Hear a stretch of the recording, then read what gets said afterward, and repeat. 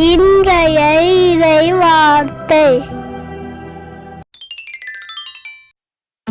என்னிடம் மன்றாடு, உனக்கு நான் செவி சாய்ப்பேன்.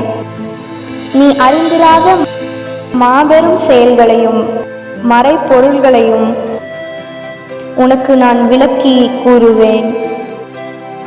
இறைவாக்கினர் எரேமியா புத்தகம் அதிகாரம் 33 இறை திருவசனம் 3. என்னிடம் மன்றாடு, உனக்கு நான் செவி சாய்ப்பேன்.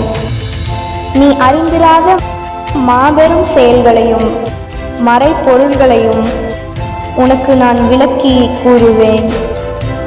இறைவாக்கினர் எரேமியா புத்தகம் அதிகாரம் 33 இறை திருவசனம் 3.